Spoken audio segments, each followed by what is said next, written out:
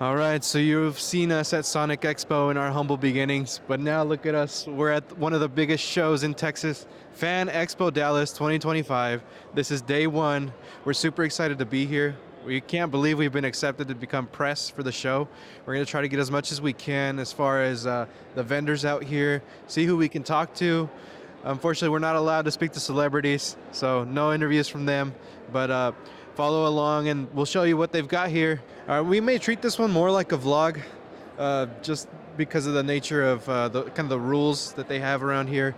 So I'm gonna show you exactly what I get signed, and then just little fun stuff we do here and there, and probably just the show in general. If there's anything else, you'll see it here first.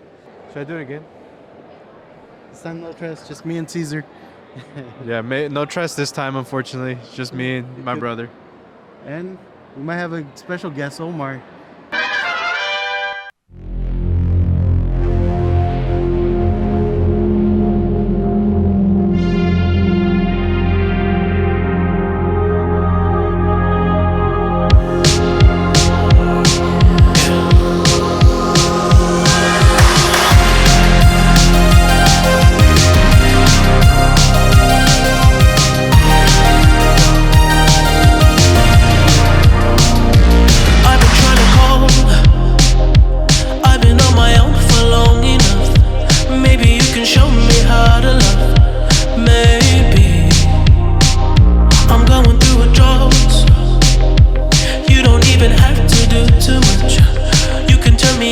Just a touch, baby. I look around, see the city's cold and empty. No one's around to judge me. I can see clearly when you're gone. I said, ooh, I'm blinded by the lights. No, I can't sleep until I feel your touch. I said, ooh,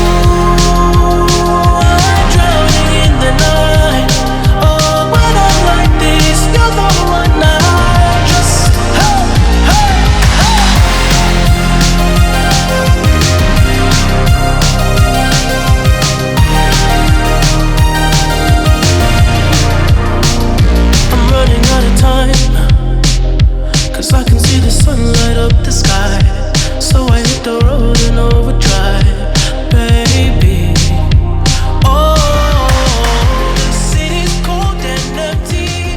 No one's around to judge me. I can see clearly. So I'm speaking to you from the Shrunk 3D booth. I'm in the face scanning machine right now. So it has 95 cameras. It takes 186 pictures. After you're done scanning, it does come up to the monitor where you can view your images and make sure that you like your scan. Okay, so basically the camera, we have 95 cameras. So we do take two sets of pictures, one a regular picture and then the other one it's a pattern picture. The pattern does help the designer form the figurine of, the person. Mm-hmm. Yeah, this is really cool. Yeah. Just the inside is awesome.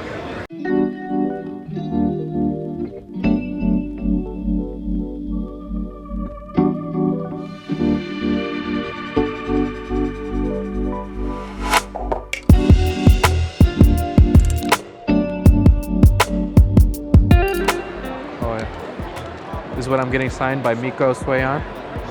Hey, how's it going? Hello, sir. I just got this one. Sweet, appreciate it. Oh, thank you. Hell yeah, look at that. How many you have there? 3. I'll wait for it to dry.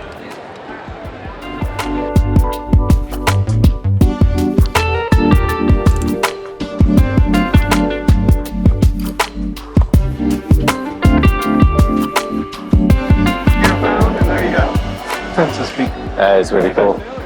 Oh yeah, these guys are 125, and if you buy one, it's good. I also have. Oh, I get it. That's their little toy. That's cool.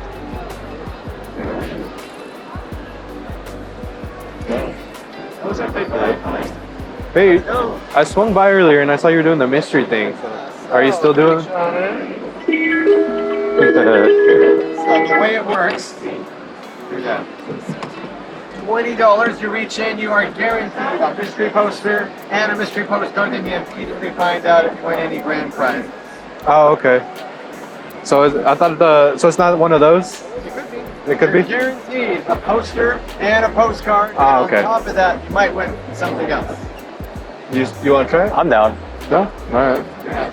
All right, how many times are we hitting the box? I guess twice, one for each. So, 44, if we can have you count right here. Just help me. All right, that's it. All right, so go. So you're gonna reach in. You're just gonna grab a poster and a postcard. Here we go. All right, you first. All right. That sounds good. One for you as well. Nope. All right. Ooh. Let's see. Ooh. Here's what I got. Zuko. Oh, Zuko. Superman and Silent Hill. But now let's find out if you won any grand prizes on the back of those postcards. Have you scratch that off right there and see what else you want. Oh, cool. You first, Yeah. Gilbert? Put things down. Mr. won $10 off your next purchase. Okay. How about you, sir? Let's see. Yeah, This hand? It's another. Just whatever hand? Yep.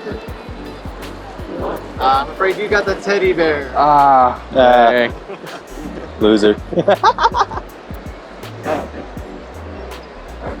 Got it? That lost. But you can keep your poster and your postcard. I hope that brings up the money. Yes, All right, sir. thank you. Thank you. So much. Okay. That's cool.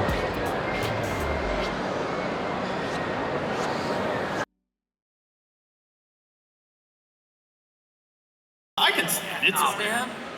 All right, let's get this started. So, new format for Fan Expo Dallas this year, in case this is your first panel. In an effort to get more fan questions in, we have pre-screened fan questions and had fans submit online. And so I have your pre-selected fan questions, which we will get to as fast as possible. So if you submitted a fan question, we will certainly give you a shout out. But Dante, what's up, man? How's it going?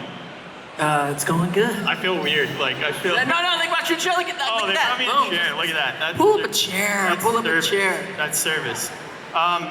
So Zuko's redemption arc is one of the most kind of iconic in animation. I think everyone would agree out here. But what is it like kind of bringing that complexity to life in an animated art form? And did you relate personally to any part of his inner conflict? That's a heavy question. No, I don't know. I didn't know. I wasn't aware of what the arc was going to be when we started the show. I really thought I was coming on Nickelodeon to be the villain, and I thought that was cool. I was doing a show called American Dragon Jake Long on Disney at the time. Yeah, shout out to Jake Long. And I was a hero on Disney. I thought it'd be cool to be the villain on Nickelodeon. But as the show started going on, to really see what was kind of unfolding was really magical. And I was really taken aback by just how many layers the show had while we were doing it. But I really, at the same time, didn't think too much of how the impact it was going to have on the world. But as far as me connecting with them, when I look back when me and Jenna Barney, the voice of Korra, were doing the podcast, Brave in the Elements for Avatar Studios. Yeah, shout out to Brave in the Elements. And so going back, I remembered a lot of things I personally, Dante, was going through, just trauma and family and things that were going through while I was doing it. So I think me and Zuko kind of intersected in my life at the right time. Yeah. All right, Greg. Iroh is filled with wisdom. Is there a piece of Iroh's advice that personally resonated with you or that you live by, that you've taken into your own life? You know, absolutely. I have an absolute favorite quote. It's actually from Korra, and you guys have all heard the story, and I'm going to hear it again. My wife and I, we lived in LA for 30 years. The kids were all grown, so we moved back to New Mexico, where I was born. And the plan would have worked perfectly, except we arrived in New Mexico on March 1st, 2020. So 2 weeks later, the world shut down. I distinctly remember I was tired of watching the news, so I had to get out, so I went for a walk, I was walking around, and I'm going home, what have we done? I have kids on the left coast and on the east coast, and it's like, there's no toilet paper, and we're all gonna die, and this is a terrible thing, and oh no! And I heard very distinctly in my head Iroh's voice from the Legend of Korra. If you look for the light, you will often find it. If you look for the dark, that is all you will ever see. And from that point on, that was sort of my COVID, actually even beyond COVID, it sort of became the quote that I always come back to when I'm having a bad day myself. And what I love about that quote specifically, and why it resonates with me, is because it involves an active choice. You could just say on the surface, it's just a way of saying, try and stay positive. But it involves a choice. If you look for the light, and if you make the decision to look for the light, and sometimes the dark is very safe and comfortable, but it's nice to get out of it. And once you do look for the light, you will find that we're literally enveloped by light wherever we look, even at night. You can look up into the sky and see the stars. Yeah. So I think of all the Iroh's quotes, and there are so many of them, that is when I'm having a bad day, that's the one I go back to. Wow, that's so beautiful and powerful, and I love that was set up by a story about toilet paper.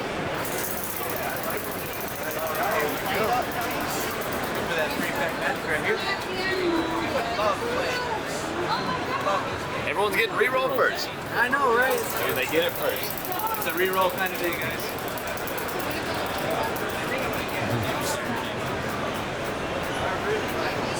Grab yourself one of the dice out of the tray over there. Yes. Step on up. Thanks, I appreciate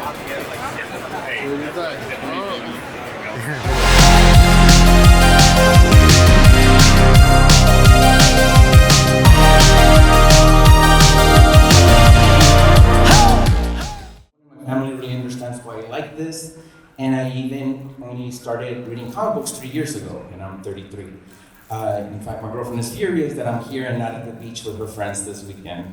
So we'll see how it goes when I get back home. So, with that said, were comic books a big thing in your culture where you come from, or is that something that you went into? Were people supportive around you, or did you have to do this on your own?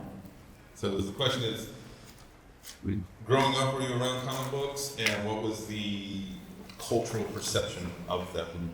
I mean, we're all nerds, like reading comics as kids, we know that, but the overall cultural perception of comics when you were young. Yeah, the fear from my parents are very apparent when they discovered that I like to draw.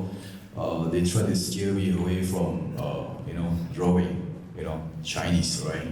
They want their sons to be doctors or lawyers or whatever, not a comic artist, And every time when I told them about my ambition to become a comic artist, they will always say, "You sure you can make a living out of this, right?" So, well, I guess I didn't, when I first attempted. I went into advertising. When I saved enough money, then I gave this a try again. So I guess I proved my parents wrong. But growing up, from where I am, we have a very good diet of American comics and Japanese mangas and Hong Kong comics. So I guess because of all this influence, when I started drawing for the American market, I tend to bring something different into the market. I brought some of the Hong Kong and Japanese influence that I have from my childhood into my work as well now.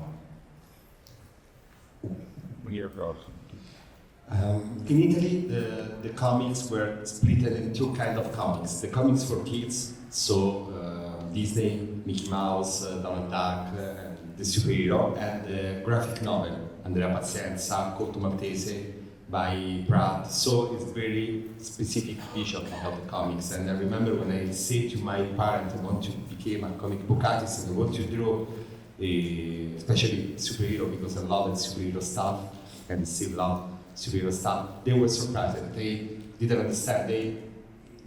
For them was something completely new because we were talking really a lot of time ago, 40 years ago.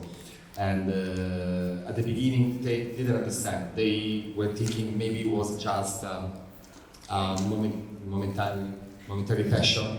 Yes, because the year before I wanted to be an astronaut, and 2 years before I wanted to be an archaeologist. So they didn't believe it was something so serious to become a comic book artist. And the people around me didn't understand my choice. I started when I was 11 years old, studying to become a comic book artist. So I did everything with this in my mind. And during the year, past the year, I see the people change the way to see the comics. And this division became less strong and more faded. The people start to understand that the comic book world is more complex, it's more rich, because we have different comics from French, from Japan, from South America, and the opinion of people change with the year. And my parents understand and accepted that it was really my goal to become a comic book artist. They supported me, so I was lucky. I think that's something really commissions or anything. Go down and see them. They're, when you walk into the hall, like that back wall is Artist Alley. Go check them out. Got a lot of cool stuff. All right, we'll start with the honey pot.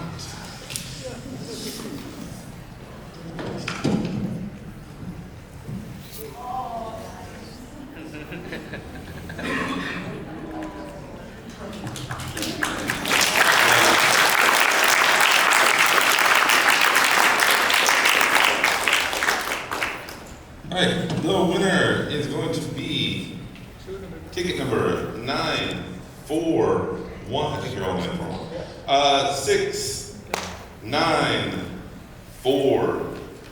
694. Cool. Come on down. We're gonna get 15 minutes.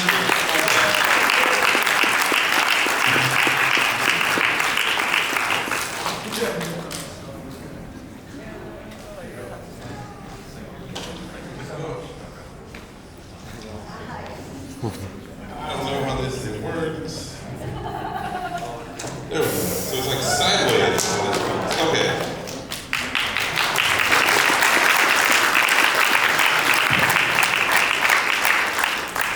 My bosses want me to take pictures of them. I'm sorry.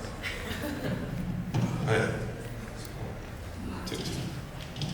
All right, the winner of this one, ticket number 941. 592. It's you.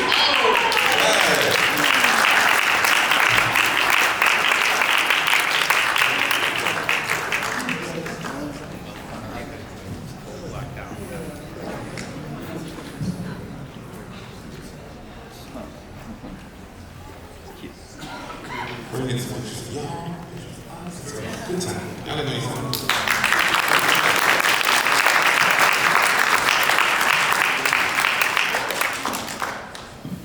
Grab a couple of pictures of y'all.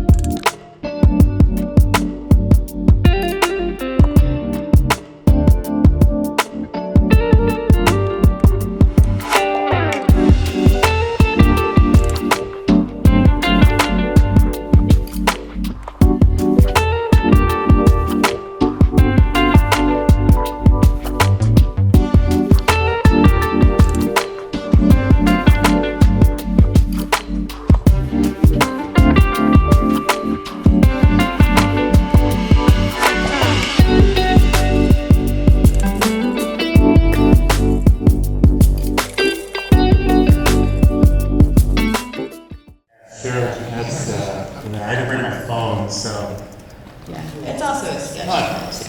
Because actually, this is the camera, so you don't want to unlock the phone on the camera.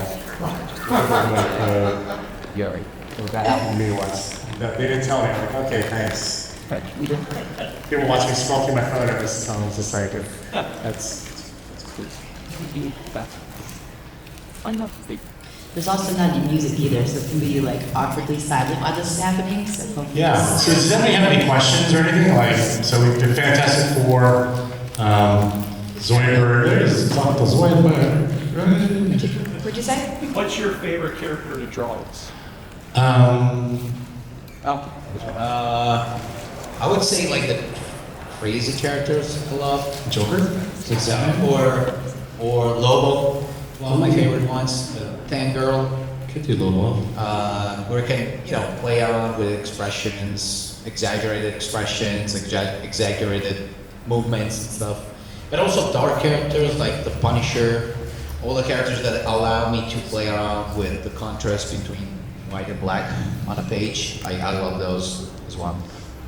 I'll let you know. I think creature characters are always fun, like Venom or Spawn or stuff like that, because there's not so much real estate on doing kind of creepier characters, because those types of characters could be anything. They could be fun, they could be goofy, they could be scary, they could be heroic. Versus Batman, you'll never see kind of like a goofy Batman thing, because it's like, it's so off-brand, you would never do that. And it's like, okay. So sometimes a lot of the creature ones are a lot more fun because you can do pretty much whatever you want, which is kind of nice. So like, yeah, I think that's it.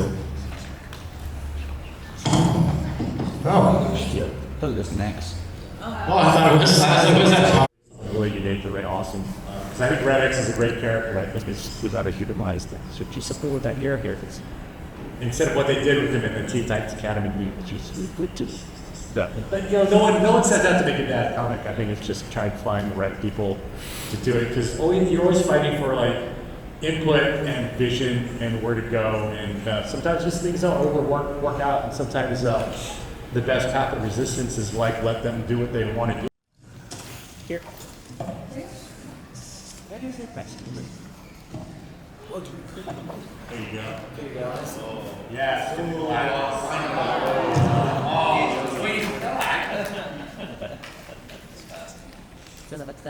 Let's give it up, making this possible. Come on, guys.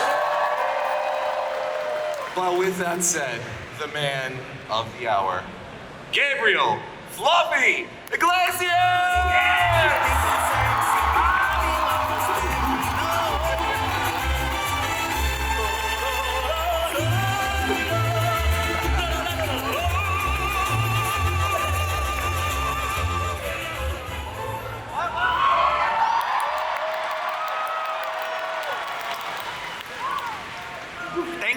Thank you. How's everybody? Yeah? All right. Oh, wait. Oh, thank you for giving me the big couch and not making me sit in the little chair. So how are you enjoying Fan Expo? I'm having a good time. This is day 3 for me. This is Sundays usually when a lot of, celebrities dip. Well, we got the best one right here. You got the best one right here. Best one right here. Thank you. Thank you. I don't know if you guys are excited that it's me or that you didn't pay to see me right now. That's the only thing I'm getting used to. It's hard to get used to the transactional part. You know what I'm saying? It was like, I know, yeah, they should just do it for free. But so you're now. I want to know what your first con experience was like. I want to start with that. I want to start from the beginning too, obviously, because I actually remember you from All That. I've been following you since All That. I don't know if any of you know. I can actually claim to be a child star. I was on Nickelodeon's All That Season 6 in the year 2000, 25 years ago. I had hair, hope, happiness, a house. I had all the H's. It was really cool. I was on the show with Nick Cannon and Amanda Bynes. Yeah, I know, right? I was the oldest cast member too, because at the time I think I was 20, 21. And I had braces. So I looked even younger. I probably looked 15, 16, but yeah. So first con experience, what was your first con experience and or tradition for a convention like this? You're a nerd. I mean, you're wearing Marvel. I'm gonna get to that in a second. You're wearing Marvel, so what's your go-to? Oh, this whole thing? And some of you have challenged me. You walk up to the table and you're wearing something DC because you know how hardcore Marvel I am. And yeah, DC. Shazam, that's as far as I go. As far as I go, and only because he's nice. My first con experience was actually Comic-Con San Diego. That's a good one to start. Comic-Con San Diego. Good one. And I think most people don't realize that there's so many other events like this out there. Everybody just seems to think it's only San Diego. That's what I thought until I started, going out there and realizing, oh man, this is everywhere. People don't have to travel if they don't want to. I appreciate some of you that made the drive, by the way. Thank you. But yeah, San Diego Comic-Con, I'd say about 5-6 years ago. Houston at the Toyota Center. I did the other in El Paso. And my 10th comedy special will, in fact, be back in Texas, in San Antonio. So it's first thing to be in San Antonio, and I think it's awesome. Texas has always shown me a lot of love, which is why I think that it only felt right that, selling my house in California. I still have a connection over there. I still keep, Uncle Sam ain't gonna let me go that easy. So I still have my ties and everything over there, but I can say that I have a home here. And it's been awesome, especially because I know Texans are not very excited or thrilled at the fact that Californians are starting. One guy goes, another one? I wasn't sure what was going on, so I walked up to the guy that said, another one? And I said, sir, may I ask you a question? Sure. First, do you know who I am? And I asked the question not to be like arrogant, but I just wanted to know if he knew that, if I was a comic. He goes, I have no idea. I said, okay, good, that's good. I just wanted to ask you, I saw that you got annoyed with the fact that my friend said a person from California just moved here and you made a thing. Can you tell me why that is? Help me understand. I'll tell you right now what the problem is. I'll tell you what the problem is. These people from California coming here to Texas with their Priuses and their electric stuff, their views. I'll tell you the biggest problem. They're taking these jobs away from good, hard-working Texans. That's what they're doing. I go, oh my God. Apparently Californians are the new Mexicans. We don't want their kind. I didn't think I could get offended for the same thing twice. But yeah, not going home, bro. 3, not going home. I know. And then I've gotten into fights with people, literally, about, I get questioned, In-N-Out or Whataburger, and I'm like, I'm gonna lose, no matter what. So I say, you always gotta say it wherever you're at. So if you're here, you gotta claim Whataburger. In California, you just gotta say In-N-Out. And if you're stuck in the middle, you just, claim like Taco Palenque or something. Neutral. Whatever you want. I got it. It's on the house. I go, really? You sure? He goes, yeah. I go, but I got a bunch of friends with me. You guys order whatever you want. It's on the house. Okay. So we placed an order. I don't mess around. I do not mess around. And so, the cashier was like, that'll be whatever the price was. And I go, no, you don't understand. The manager told us that we could order whatever we want. And I saw the manager and I go, hey, you said we could order, she's trying to charge us. And I said, yeah, I said you could order whatever you want, but I don't work here. And the girl, the cashier, she goes, you got another one? I'm like, oh my God. Don't get me wrong, I still would have ordered everything I ordered. But yeah, he got me. He made me believe that it was gonna be Compton, it wasn't. That's pretty crazy. So that's food interaction. The other story I can't share in front of people. PG-13. All right, so next up we got Isabella from Houston. Isabella from Houston? Yeah. She wants to know from voicing Speedy Gonzalez to the role of Coco and so many other animated films, how do you bring your comedy style into voice acting? I think the director has a lot to do with that because the director will tell you, I need you to be more animated. I need you to give me more energy or bring it down. And so, for example, there's a new Dora the Explorer movie coming out very soon. I want to say Paramount Plus, and I get to play Boots. I'm Boots in the new Dora movie. Yeah. That's right. I can play Monkey too, yes. So I was excited when they asked me, because again, I didn't audition for this one. They called me and they said, we have a new Dora the Explorer movie and we would like for you to voice Boots. And I couldn't say yes fast enough. I was excited. So when I filmed this or recorded it, because I didn't go to the Brazilian rainforest like the actors did, I got to do the entire movie from from home in a little recording studio that I have. And so I had the director on a Zoom, and he's telling me right there, hey, all right, you're saying this, now this is what just happened. You just fell off a tree, you're kind of disheveled, and so you gotta act according to what the info they're giving you. And he's like, you're excited to see her. I'm like, I'm excited to see you. No, you haven't seen her in like a year. I'm excited to see you. There we go, okay, bring it down a little. So that's what they do. They do this or they do this. So I bring it high, bring it low. And there was a couple scenes in the movie where it's very like a heartfelt moment where it's like, aw, and he had to tell me that because I kept making it funny. He goes, this is one time I need you to not be funny. You're almost sad. And I'm like, oh man, really? He goes, yeah, like that. And I'm like, okay. So the directors will always be the ones that help you make your scene good or bad. All right. Well, going off that, I wanted to, before I go to the next question, do you prefer being in front of the camera like you were? Yeah, he says your VW bus collection is amazing. Which one in your collection has the most interesting or funny story behind it? Yes, so for those of you that don't know, I am a collector of Volkswagens, vintage Volkswagens, 1950 to 1976, which is ironically the year I was born. I have about 35 old school Volkswagen buses, 23 window buses, 21 window buses. I collect buses, that's my thing. I do have a Carmen Ghia, one and one Bug, but that's been my jam for many years now. Jay Leno got me started on collecting cars. I tell people I have a Jay Leno starter kit because Jay has over 400 cars and over 1,500 motorcycles. Yeah. Are you trying to compete with that? No, I'm not trying to compete with that. I'm not. But I do have my little Volkswagen collection. I apologize. What was that question about Volkswagen? Which one has the most interesting story? Which one has the most interesting story?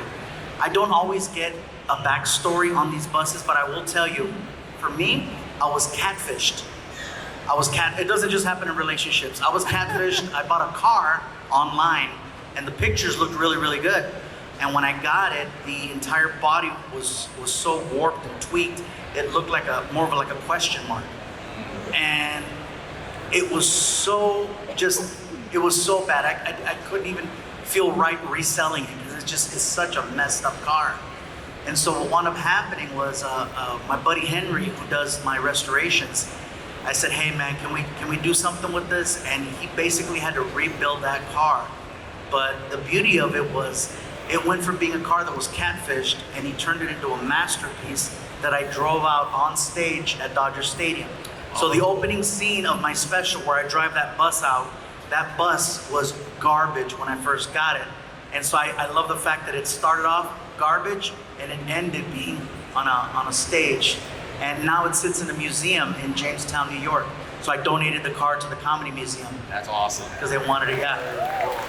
So the best story, there you go. Yeah, it started off as trash and now it's, I gotta imagine you were super stoked with they announced the new VW bus? The electric one. The electric one. How do you feel about that? Don't get me started. This is Texas. Come over here with your electric stuff. No. I think that the electric Buzz, which is what it's called, the electric Buzz, it's a fun car to drive. It really is. You get 230 miles to charge, but at the end of the day, if you don't have a place to charge it, you're gonna run into a problem. So I always say electric cars are awesome if you have a gas car first, or a hybrid. I think hybrids are the way to go. Yeah. I know you're asking me about a Volkswagen, but let me tell you about the Toyota Sienna. The Toyota Sienna, oh my God, 18 cup holders, people. 18 cup holders. Do you need 18 cup holders? Oh man, I need 18 cup holders. 18 cup holders, a bunch of charging ports. It is awesome. It gets over 500 miles every time you fill it up. Dude, I'm right there with you. I recently just got a 2025 Kia Carnival, right? And dude, that yeah, yeah, big gas tank. Big gas tank, got all the chargers. I got little kids and stuff like that. There's chargers everywhere. I got iPads. It's pretty. It's funny as like when you're younger, you're like, yeah, I want the Ferrari. Then you're older, you're like, that man. 30 plus countries. 30 plus countries. Number one question I get is, do I perform in other languages? And the answer is no.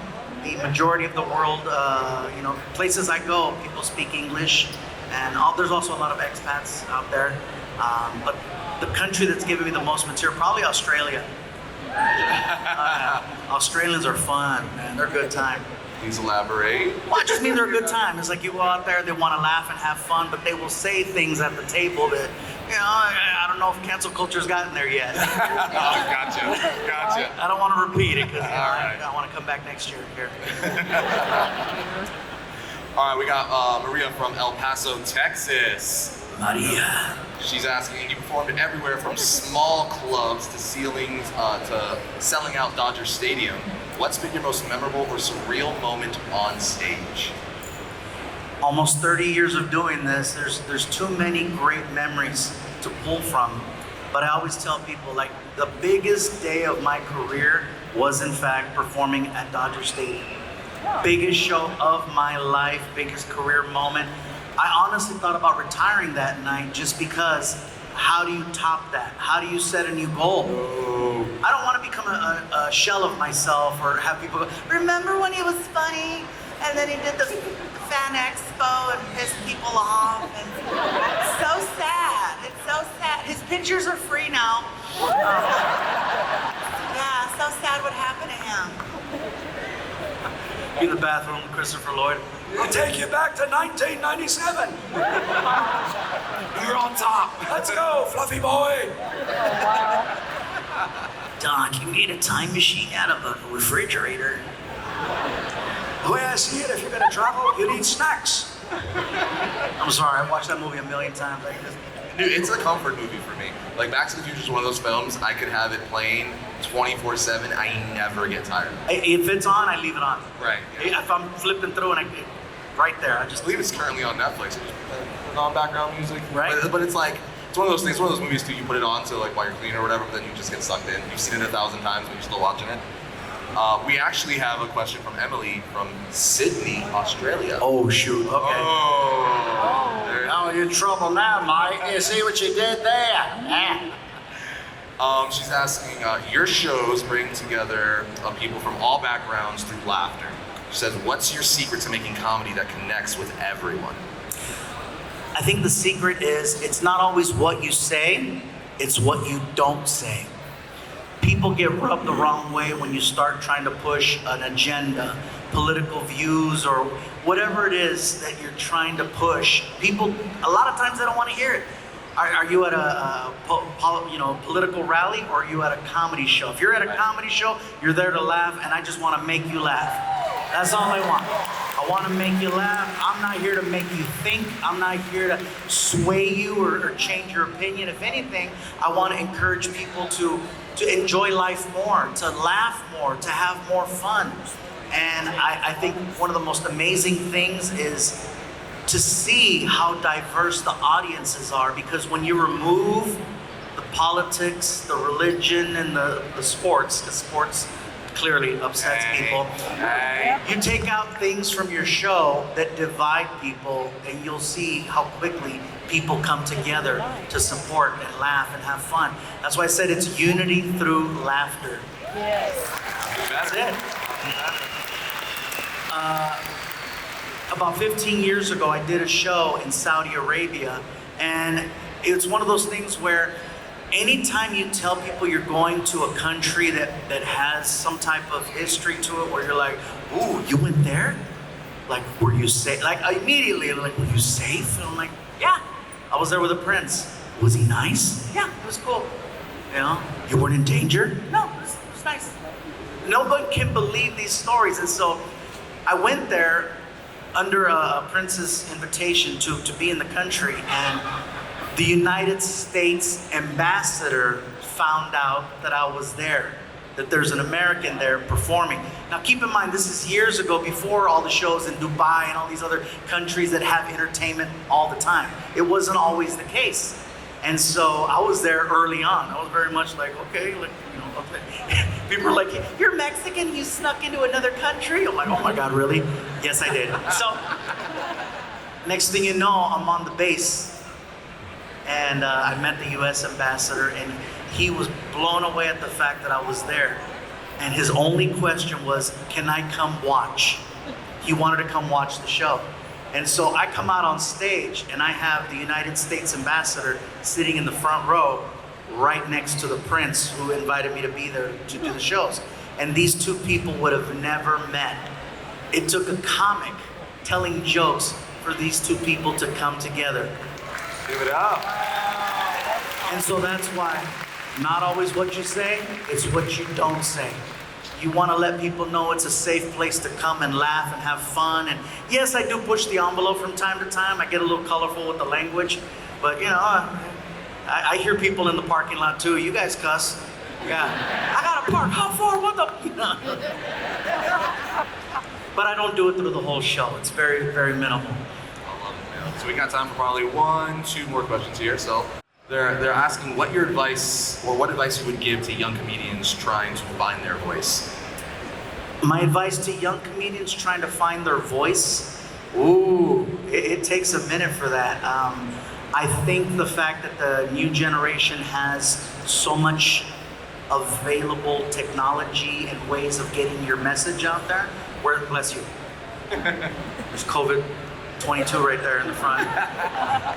No, I think that they need to take advantage of all that social media and all that stuff. The TikTok videos, I think TikTok's a lot of fun, and as long as you make it fun and keep it fun, that's a good place to start, to break the ground, to interact with people. But at some point, if you're gonna be on stage, you just gotta get on stage, and it's gonna take time. There's no real secret to it. You just gotta get to the point where you're so comfortable on stage, you're fine with people being quiet. I always say if the audience is quiet, that's not a bad thing.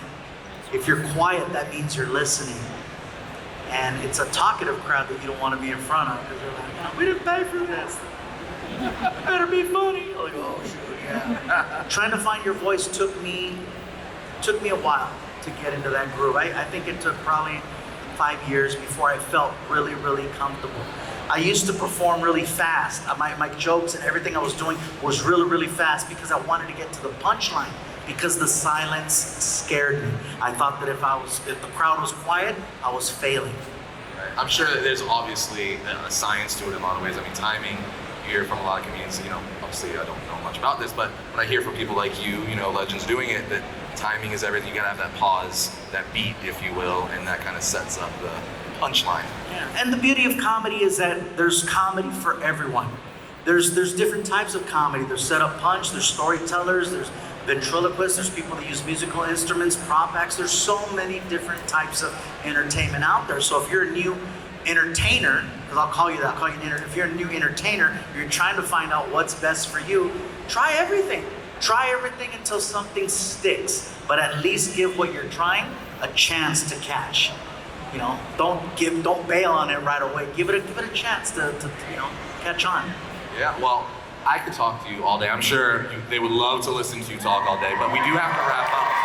But before I let... And my favorite thing was to say, no, you already messed up. So Funko never sold my Pops at the stores or on the Funko website. Only I'm allowed to sell them exclusively through mine.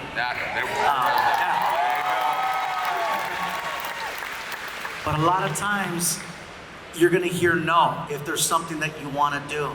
And it depends on how bad do you want it? Are you willing to continue to push and push even when people tell you no to your face?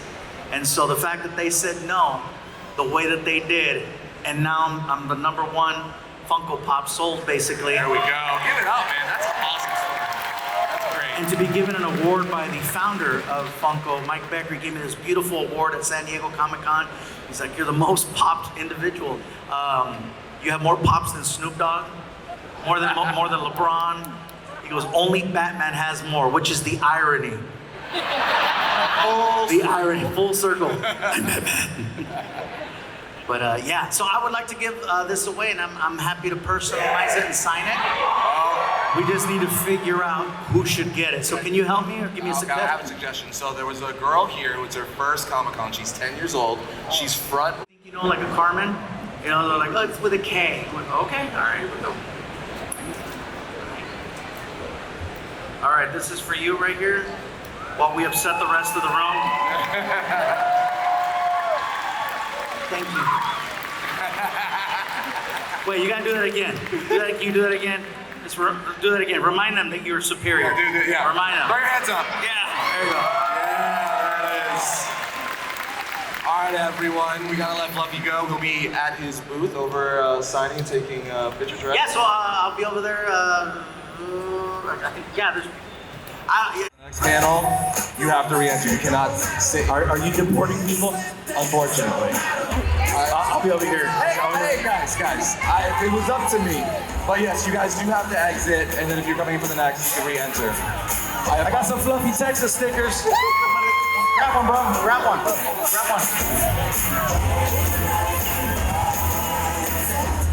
Thank you. Here you go. One. Thank you. Last one. Thank you, guys. I'll see you guys later. Gracias.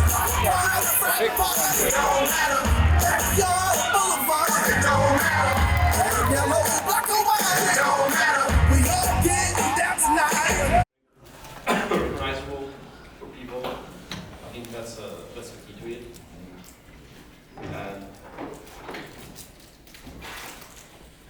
But is there a line between Fan Expo Dallas 2025.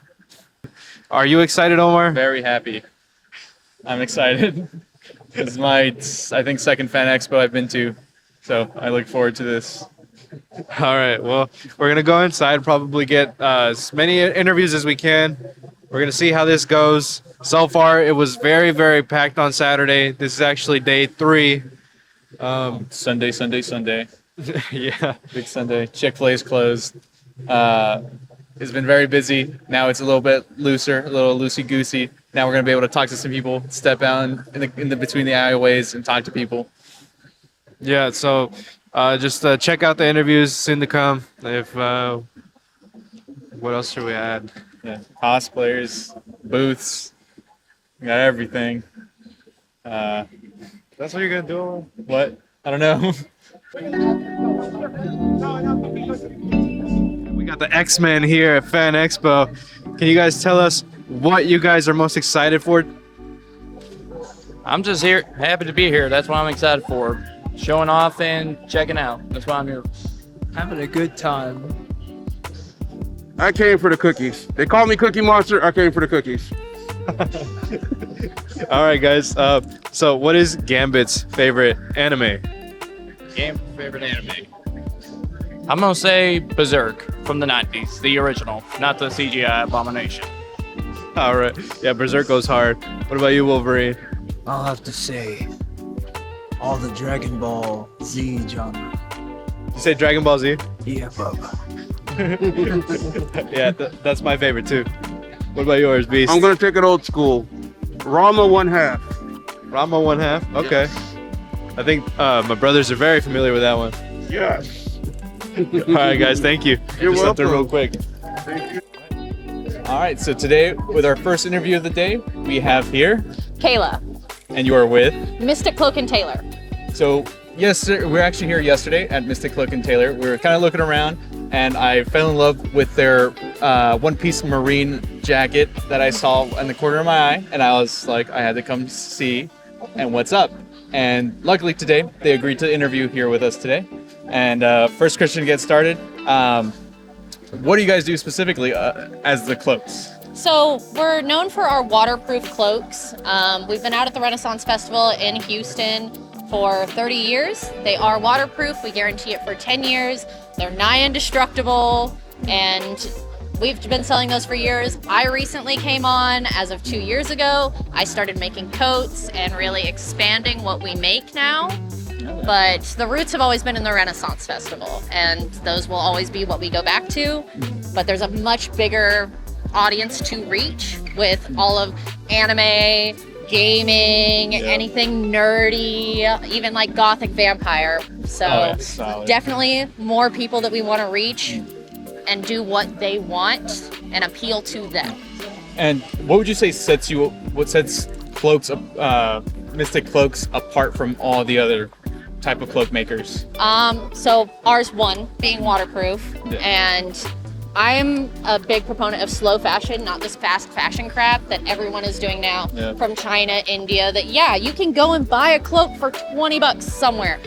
You're only gonna get 1, maybe 2 wears out of it. I have people that bought their cloaks 15 years ago. And yeah, the color's a little faded from being out in the sun, but it still looks as good as the day they bought it, and it still works just as good as day one. So it lasts. And that's what I really want to have for people now, is the fashion that lasts. And yeah, it could take money out of my pocket because now you're not buying every single year, but you come back because you like the quality. Yeah. And I just want to add as well, from my experience of just trying on the jackets, there was one that was themed off The Witcher, this gray one right here. It is heavy if you hold it from the hanger, but when you put it on, it magically, the weight just distributed over my shoulders and felt really good. How were you guys able to develop and create stuff like that, where I know we're in Texas, you guys are from Houston. How'd you get comfort first, especially with some jackets in hot Texas? So I grew up in northern Colorado. I don't deal with heat. So for doing something like that, I wanted to work with the material, but I've been a seamstress for 25 years. So figuring out how fabric hangs on your body, how to distribute that weight. It's a lot of engineering that goes into it. There's a lot of math involved, which no one really pays attention to, but there is a lot of math that goes into creating things. And in doing that, I stress test everything myself. So I'll try it on, I'll mess with it, I'll go run around, I'll play out in the forest for a couple hours to make sure that, hey, it's all work. It's all business. It works, it moves, it does what I want it to before I bring it to you guys, so that it is the most comfortable thing that you're gonna put on, and hopefully it becomes your second outer skin. Yeah. And what options do y'all have? Because I know clearly if you pan over everything, there's variations, a lot of options. And you mentioned that you do anime, video games, and everything. How would someone be able to start looking into that and working with you guys to get one of those? So almost everything I do is either you can come and find me at a convention, you can find me at the Renaissance Festival where we're at. We just start a conversation about, oh, I kind of wanted this. I like this character. I want to do this character. I want exactly that. Okay, cool, we can do that. I get your measurements, I start making it, I pattern it, I sew it, I do everything, one woman army. It's only me. Oh, wow. And once we do all that, you get it, you try it on. It should be a perfect fit because I have your exact measurements, and then it lasts for longer than you're gonna wanna wear it. Awesome. And any final messages for anyone out there that may be interested in mystical cloaks? I mean, just stop on by, have a conversation. Let me build you something that you're gonna love and you'll pass down to your future generations. We are the new Renaissance. We wanna be the thing that your way off distant descendant pulls out of a cloak and be like, but Daddy, did they really wear this every day? Yes, little Timmy, they wore something that had a bunch of symbols on it and it was made out of velvet. They wore that every single day. That was the norm. Awesome. Thanks so much for interviewing here with us. Once again, we're here with Mystical Cloaks and Miss Kayla. Miss Kayla. Awesome. Thanks so much for talking to us and have a great day. You too. Thank you.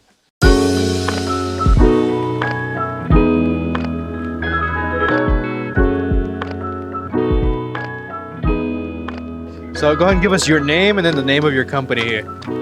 My name is Johnny Day. My company's name is All Day Comics and Collectibles. I'm out of Mustang, Oklahoma, about 3 hours away from Dallas, Texas. All right, Johnny. And I've actually seen you here at Fan Expo. I attended the show many times, and I've seen you here every year. I always try to come and say hi. He recognizes me every time, which is always great. This is actually my 5th year doing this, and I love to sell and love to get repeated business back. So I try to do what I say I'm going to do and stick with it. That's awesome. And I did want to ask, what's the hardest thing about being a vendor at such a huge convention like this? Loading in and loading out, man. That's extremely tough. It takes us about 5 hours to set up and about 5 hours to break down. And it's intense, so that's the toughest part. And then you got the drive back, huh? And in the drive, we actually started staying an extra night so we didn't have to drive back so tired late at night. So that helps. Wow. Could you tell us maybe like the most memorable year you've had at Fan Expo that you can remember? Actually, to be honest, it was probably my very first year I did this, about 5 years ago.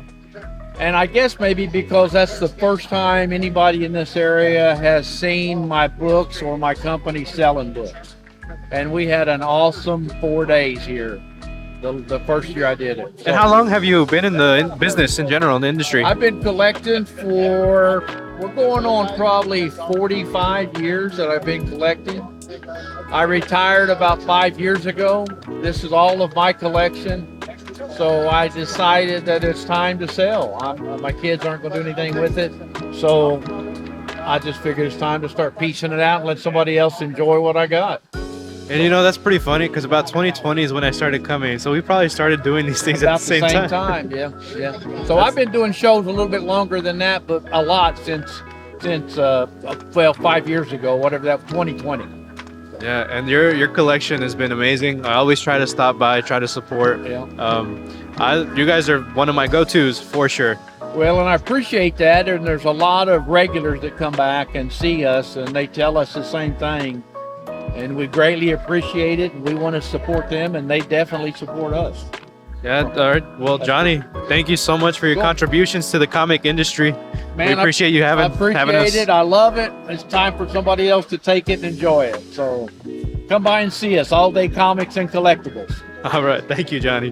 Sonichu Solutions and its products are not created with or the endorsement or affiliation with Chris Chan. This is an independent enterprise, and a bad one at that. All right, here at Fan Expo, we are here with Sonichu Solutions, and we're here with... I am David. I am the owner of Sonichu Solutions. It's a pleasure to be here. Pleasure to meet you, David. I'm Omar with Upization. And so, yes. We all know Sonichu, the legend, very controversial topic and person so, with Christine Chandler. What inspired you to start this? Well, so I was introduced to Chris Chan and Sonichu actually immediately post imprisonment. As a joke by my roommate. And as jokes often go, I decided to one-up him. And at the time I thought it'd be really funny to show up with a medallion, but Chris was in jail and you couldn't get them. And so my enterprising spirit took over, and I have modeled as close as I can an exact replica of one that Chris actually made. And then I had it. Yeah. I had it, and I just kept doing it. You started cooking. You started cooking. Yeah, I don't know how to drop a bit, so yeah. Hey, here I am at Fan Expo. Yeah, and this all looks really good. The quality, especially on the cards, they're looking solid. Thank you so much. Looking good. I put a surprising amount of effort into them. Yeah, I mean, everything's looking good. Kind of beyond that, like what really drove you even more beyond than just the bit? Like, what made you actually want to do it as an enterprise style so thing? as I began to learn more, of course Geno Samuel's documentary was my jumping in point. Whatever part they're on. Yeah, it's in the 80s, I believe. Yeah, stupid. So as I learned more about Chris Chan, of course, as many others do, I became kind of fascinated with the story. I mean, there's so much going on. Yeah. You know, it's a tragedy basically the whole time, little bit of a comedy. Yeah. But it's so fascinating to see what the kind of influence the internet can have on a person like Chris Chan. And so as I dug more, I was really impressed by the amount of just bookkeeping, just work that people do to log everything. Yeah. And I kind of got inspired a little bit. It's almost embarrassing to say inspired over Sonichu, but the amount of work that the community does, disregard all the bullying and trolling and harassment, just the amount of work that people do to keep up with the life of one person on the internet. And so I wanted to kind of do my part. You know, I got my entertainment and my time spent learning. And I wanted to give something back, and so I've started, doing remasters of the cards and things. So. Yeah. All right. My big question. Yes. Favorite Sonichu quote? Favorite Sonichu quote from the comics? From the comics, or just in general? I mean, there's so many quotable moments. I gotta say, probably one of my favorite moments generally from Chris Chan has to have been the Pickle Man incident in the mall. Of course, there's Julie. Yeah, That's a wonderful. Well, I mean, a little bit tragic, incredibly tragic, sad, but a little bit funny. Damn. I mean, I'll come up with one, but I'm working on it. Yeah, I'll give you a freebie. The Goku Get 'em attitude. That one's a classic. That one's I use that in my daily life because it really is so good. Just the Goku Get 'em attitude. Yeah. Just as soon as I saw that clip or the snippet of the comic, I was like, solid. Yeah, except in the Stone Age, right? Yeah. Oh man. There's just so many. There's just so many. Yeah, it's just a lot. What an incredible life. Yeah, but it's like you said, it's a tragedy. It's almost Shakespearean. Really. To that extent. Really. If Shakespeare was worse at writing. Yeah, a lot more weird baiting and things like that. Oh yeah. Strange at every turn. Yeah, a lot of weird stuff. All right, well, this has been Sonichi Solutions here with my boy David. Yeah. Appreciate it, David. Awesome. Yeah, thanks so much. Yeah. Yeah, I remember yours. Yeah, I forget names. It's hard. I'm just messing with you.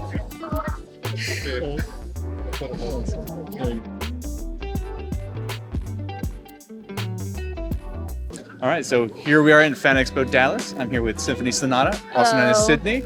We're gonna talk about the booth. We're gonna talk a little bit about Harbor Mania and some of her prints as well that she's released. And so, kind of to get started, what kind of first inspired you to start with your artwork? Well, I can't really remember a time when I didn't do art. When I was 5, I drew all over my bedroom in Sharpies, and I got in a bunch of trouble for that. Reasonable. But even before I knew how to spell or anything, I was drawing comics of me and my siblings, and so I just kept doing that pretty much. And now I'm 21, and I feel really lucky to be able to do it as a career. But it was never really a choice. It was just something I always did. So then you just kind of walked into. Yeah, it's just That's my awesome. biggest passion. So Yeah, and so.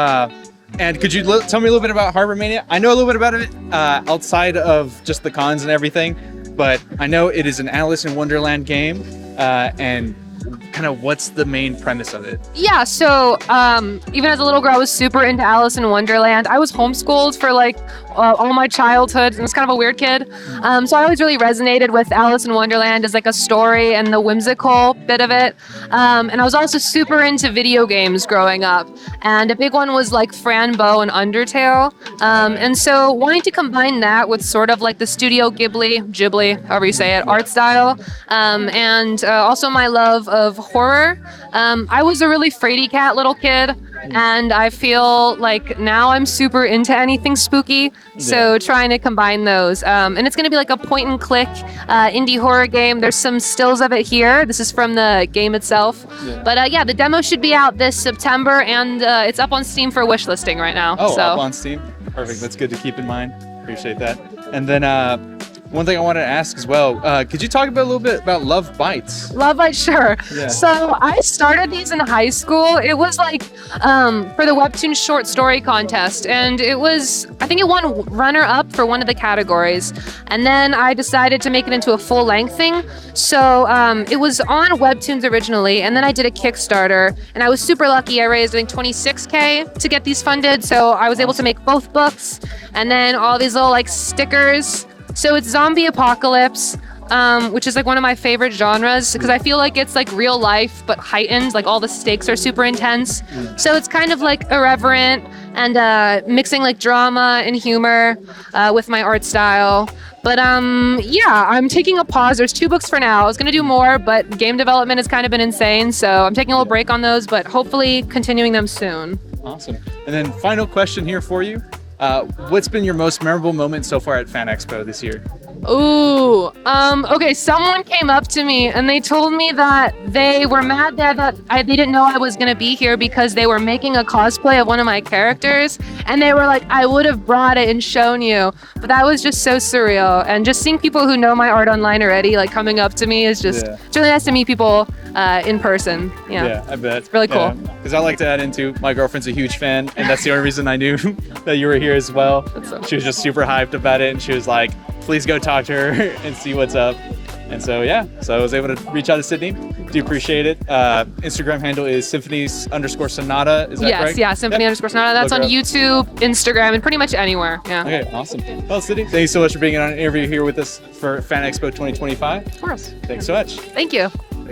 All right, this has been our coverage of Fan Expo Dallas 2025. We actually had a lot of fun. We actually bought quite a few things. We got to talk to a bunch of people that came out in their cosplays looking really cool. How'd you feel about it, Omar? It was pretty good. We got to talk to a lot of creators, a lot of artists, especially one, Symphony Sonata. That one was kind of a surprise to see here. Looking forward to the game and everything. Bought a few posters, I have to, help out the people here, respect small businesses. So yeah. Yeah, hopefully we're back next year. On to next year, 2026.